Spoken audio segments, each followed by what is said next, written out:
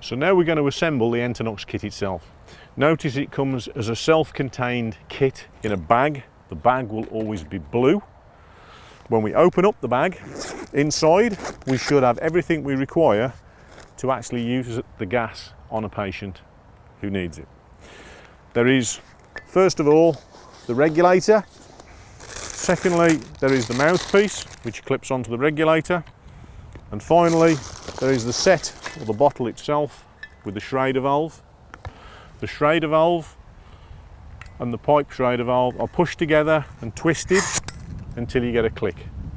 When you get the click, it is locked in place. The Entonox set then is given to the patient once it is turned on, and as the patient sucks on the tube, the Entonox will be dispatched. So once the Entonox is finished with, we disassemble it, clean it and put it away.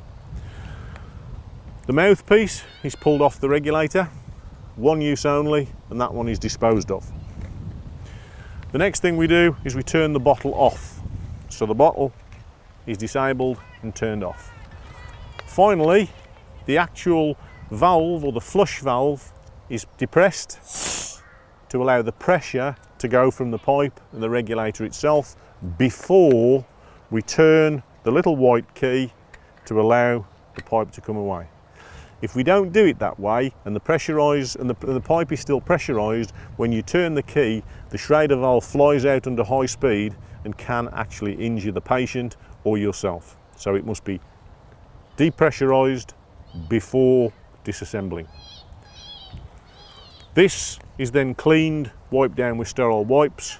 The cylinder is checked with the regulator for the amount left in the cylinder itself, and then stowed back in its bag with the pipe and reassembled for the next patient.